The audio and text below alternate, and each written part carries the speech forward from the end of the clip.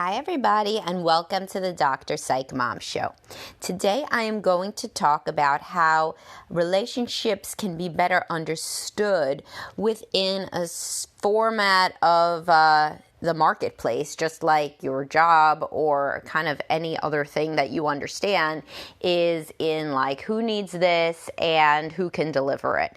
People shy away from understanding their love relationships in a more transactional way because of probably romantic movies and porn, if I had to guess. And however, even their parent-child relationships, they could see more transactionally and, in fact, teach their kids that these things are more transactional than their relationship between two adults, which doesn't make any sense, and I will elaborate. But first, I, again, encourage you to subscribe so that you can get all of the different subscriber-only episodes. And what was the most recent one was about when men just stopped trying to be attractive, the companion piece to the one about when women just stop trying. And what is the same and different between those two issues, you will only know if you have a paid subscription. So please do that now, and then I will elaborate on what I mean by choosing a partner that needs you. All right, so when I'm talking about a partner that needs you and understanding the transactional nature of relationships, I'm not saying anything crazy. Like, I am not saying that, your partner is only looking for somebody who, for example, has money or who has big boobs or something. I mean, they may be, but that's not what I'm talking about here. What I'm talking about is people have certain things that they really want in a partner because they cannot do these things themselves. And if you understand how this works, I mean, you already understand how it works, but if you allow yourself to understand it because you stop putting up mental blocks against it, then you're going to understand a lot more what's going on wrong and right in your current relationship and in past iterations of your relationship or even in past relationships, no matter what happened to them. So I'm sure that you teach your kids, if you're nice to me, I'm going to be nicer to you. I mean, you should be, because I train you to do that with podcasts like Stop Letting Your Kids Treat You Like Garbage. But if you don't, then at least you understand what I'm talking about, right? If your kid comes up to you and they're like, bitch, can you drive me to the mall? I mean, I don't think you're taking them, But if they come up and they're like, Mommy, can you please drive me to the mall? Mom, can you please take me? Thanks so much. Then, you'll get up and take them to the mall for like the 5th time that week because they were so nice. And hopefully, if they were to say the first one, you would say, never speak to me like that. And of course, I'm not going to do that because you're being so rude and mean. And why would I want to be nice to somebody who's not nice to me? Right?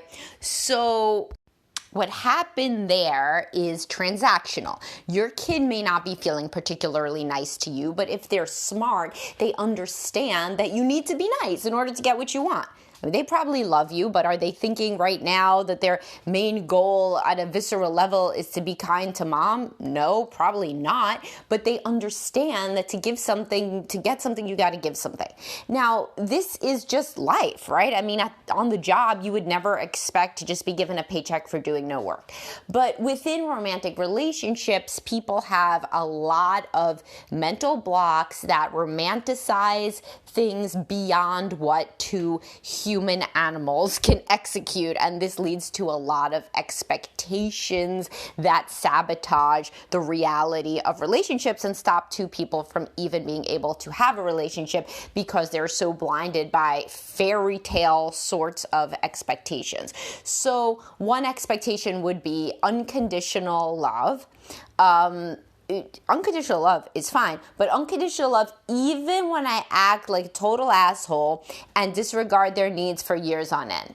That, I mean, listen, unconditional love, it's not a dichotomous construct that it's either conditional or unconditional. It's really not. And it's not even for parent-child relationship. There may be things your child could do that would make you not love them. And that's not a nice thought, but Look at people whose kids do really violent things, or really violent things to their other kids or to them.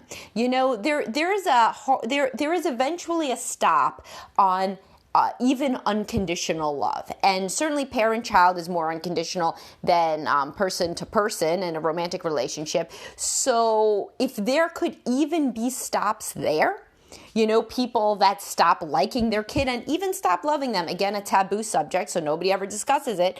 But if you work with anybody whose kids have done some terrible stuff, then, they may share things that would be surprising to people who have not gone through that, right? So how then could it be even more unconditional within a romantic relationship? It really can't be. That's too adult. So people can love their partner on a spectrum of conditional to unconditional. They can be toward unconditional. They really can. But that's only if both people really are trying and love each other and have are trying in good faith. It's really, really hard to unconditionally love a spouse that does not act nice to you and does not recognize that you're a person or that you have any needs or that you have any good qualities. And I work with people who are trying to unconditionally love such spouses, and it's not healthy. You should not be trying to love somebody unconditionally who is not nice to you for extensive amount of time, not having to do with, for example, a temporary grieving or depression or something situation. Anyhow, so what does this have to do with the topic at hand? Why don't you try to figure out and do a deep dive on thinking about why your spouse needs you and then actually doing the stuff? So that makes sense, right? In any other situation, that would make a lot of sense. How are you going to feel a lot of job security and a lot of self-esteem about how great you are on your job if you feel needed, if you feel essential, if you feel like no, they can't just get some random other person to do your job? This is what I need you to think about vis-a-vis your spouse. And sometimes these are not very flattering. So it can, that's why people shy away from it. A, it goes against the fairy tale notion of unconditional love in perpetuity. And B, and of course, porn is fairy tales for men, and romantic comedies and romance novels are fairy tales for women. And real fairy tales are fairy tales for children. And that starts you from a young age thinking this way.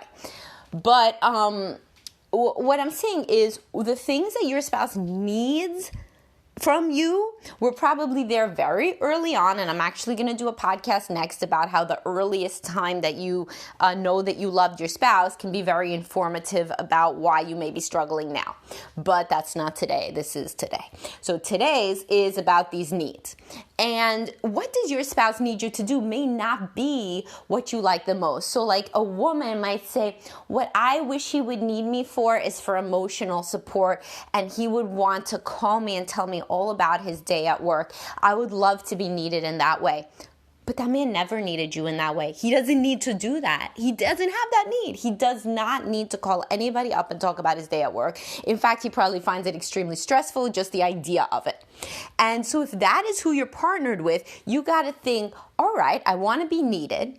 Sure, everybody wants to be needed. When people say that they don't want to be needed by a spouse, usually speaks to some avoidant attachment, things that were learned in their early upbringing about they can't trust people because a caregiver wasn't there for them in a critical moment, so they found it much better to not need anybody, and so they shy away from and are even disgusted by the idea of need in a relationship. So if this is you, this is something to discuss with your therapist, and also to read about attachment, because you're probably avoidant attachment.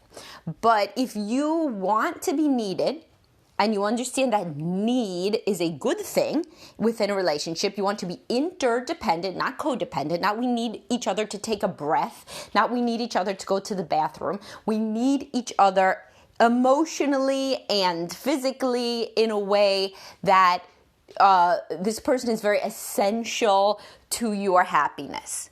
Of course they should be. You're in a relationship with them. So this new idea of recent decades that you should be happy just all by yourself, and your spouse just an add-on. Yeah, the beginning of a relationship. Like when you watch the reality TV, The Bachelor, he'll be like, my life is great. I just really want a woman to share it with. Well, that's cool. You're a single guy. Of course. That makes a lot of sense. Smart.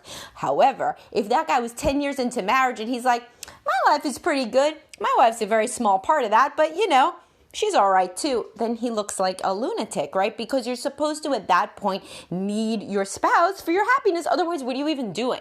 Not that they're the sole determinant of your day-to-day happiness, certainly not. I obviously have written about this in the post and the podcast. I think I did one on the post, Stop Caring So Much What Your Wife Thinks. You shouldn't let your daily mood ride on the vicissitudes of where your wife is in her menstrual cycle and whatever else is going on with her. But also, you should need something from your wife. Otherwise, why are you around? Why are you together if you don't need each other at all?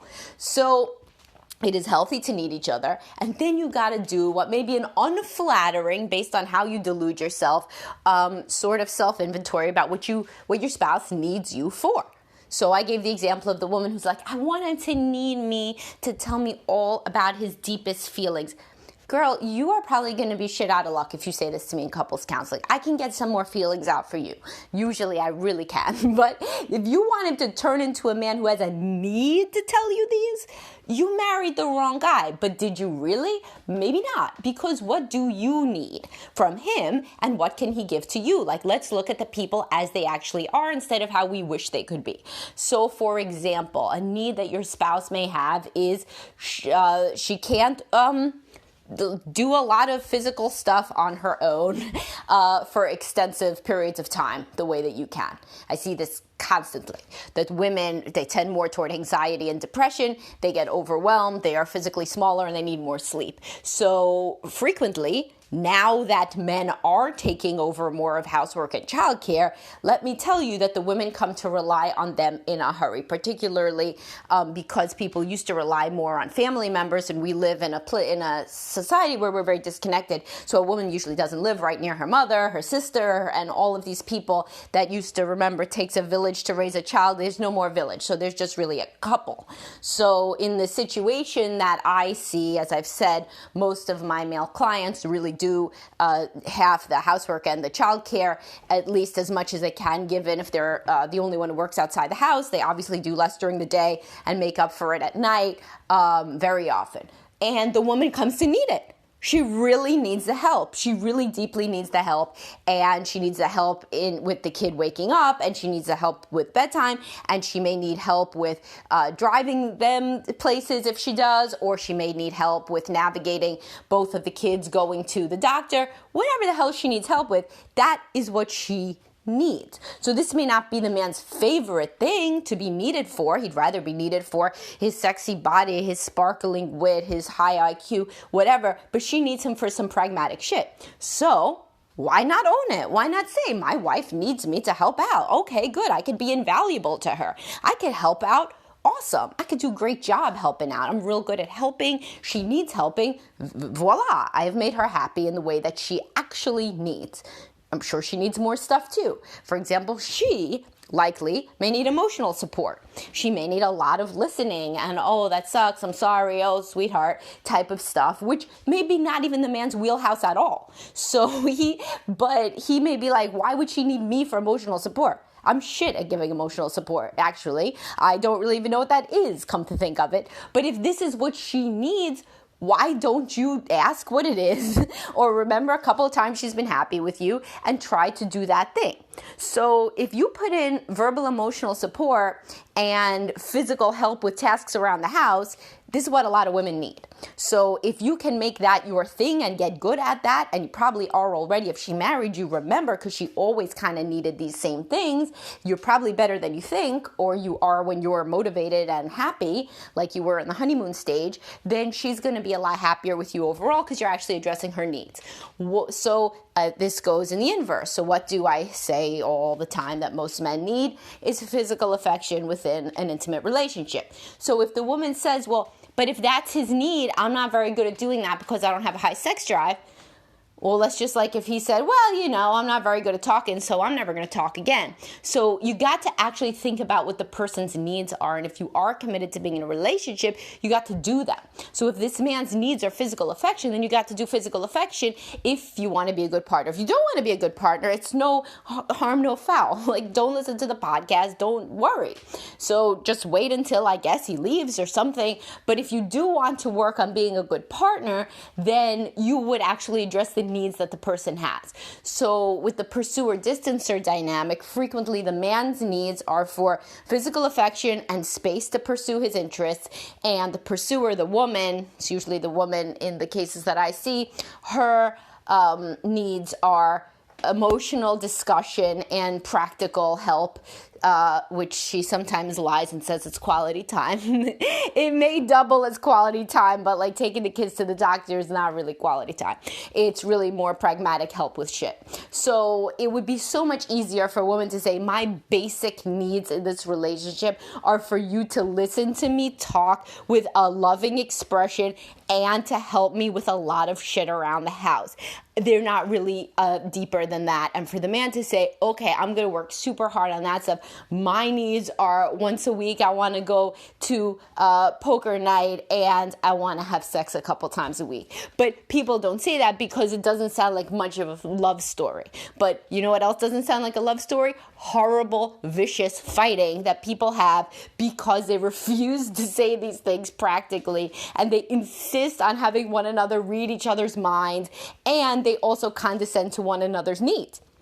So that's not good either. So what I'm saying here is figure out what your actual needs are. Figure out what your spouse's needs are. What do you really need each other for? What are your traits and skills that you can give? Like some men truly want to think that their wives do not value their income if the wife is stay at home. Now, I work with many women that are primary breadwinners, so we could say that the man doesn't value your income. And we think that this is that you can't say to a spouse, I really value your income, makes my life a lot easier, because it sounds like you're some kind of gold digger. Nobody that's raising children together is any kind of a gold digger if you're living together. This is hard enough, to do that. Nobody is like a gold digger would be somebody who is like, your husband makes a lot of money, he gets himself a nice girlfriend, and then he takes her, to parties, and he takes her on trips, and he buys her jewelry. Cool. Maybe she would be a gold digger, but you know who's not a gold digger? The woman who's married to him, raising his fucking children, because that is a chore and it's hard work, and that is not a cute way to be a gold digger. What are you really getting? I mean, I guess there's situations where the man also gets a nanny per child and she goes jet setting around Europe and partying. I don't know those situations. What I know is that even if a man has a high income, doesn't matter, the woman is still busting her ass if she's a stay-at-home parent. And this is no thing to say is shallow. However, she can also say, it makes my life easier that you make this income. And he can also say, it makes my life easier that you're home with the kids and I never have to worry about it. So in this situation, which is, by the way, a lot more common with the more politically conservative couples that I work with, for this to be stated. And everybody's a lot happier, quite honestly, when it's stated. So the woman will say, I feel blessed that my husband can, provide for our family and that I could stay home with the kids. And he'll say, I couldn't do any of my job, any of the travel, any of the hours, nothing, if I didn't know that she was holding down the fort at home. And I work with military families earlier in my career, and this sort of dynamic with the dual gratitude and appreciation was extremely helpful in ensuring closeness and that both people felt their needs were getting met. The man's need for appreciation and the woman's need for appreciation, but just about different things. In couples that I work with where it's the income becomes a much bigger sensitive topic, and nobody's really allowed to say that one makes more money than the other because it indicates a differential philosophy about how money and the value of work. Those people don't seem as happy because nobody's being appreciated. It's just kind of, if one person's at home and one person is at work, it's a lot better when they each say, I couldn't do it without you. I couldn't do it without your income. I couldn't do it without you navigating the stuff at home. So that's just something maybe to discuss with your partner if you're in that kind of situation where there is one person who works outside the home and one person who is a stay-at-home parent, that each may need to be a little bit more appreciative toward the other if that is each of their secret wishes, is to feel more overtly appreciated in that domain. And there are other traits, by the way, that may feel even better and good and coherent with your self-esteem, or or not, but like for example, being attractive. Like if a woman is very attractive, I've done the podcast and the post, men need to think their wife is really attractive for things to work. So if a man's need is to have a hot wife, sometimes the woman doesn't like this because she thinks what'll happen in the future. As I have said over and over, they still think you're hot. Like unless, I don't even know why, unless you turn into a different person, like a Twilight Zone episode. But usually you're just an older version of the same hot person. He still thinks you're hot. He's older, you're older, controls for itself, cancels out, and he still thinks you're hot. So some men have the need, most men have the need to be with a woman that they consider very attractive. So this should be something stated. This is one that is just may not appeal to you. You may feel like it's shallow, but you could also think of it as very flattering. Or either partner may have the need to be with somebody very social. That is either they are social and they need a partner in crime, or they're very introverted and they need somebody who's going to host play dates so that the kids don't turn out to be hermits and weirdos, right? That don't interact with humans. So either way, that could be one. Or somebody who maintains connection with their family. So many men, the woman is the one who talks to their mother for them, and they're very grateful for that. Listen, whatever it is that you need your spouse to do for you, if they're doing it, tell them that you're grateful. Write out some things that they do that you need in a text message and tell them, I'm very grateful that you fulfill these needs of mine. And then if there are other basic core needs that you have that aren't getting met, not a million, but like one or two, then bring those up at a different time, right? And say, I've realized that I have this core need. I'm always bitching at you for a million different reasons because basically I've realized I'm very frustrated on a deep level about not getting this core need met. And by the way, couples counseling can really help clarify these. All right, so I hope that this helped you understand about a little bit more what I think about needs and interdependence. We touched on attachment briefly, and I hope everybody has a great day. Please subscribe.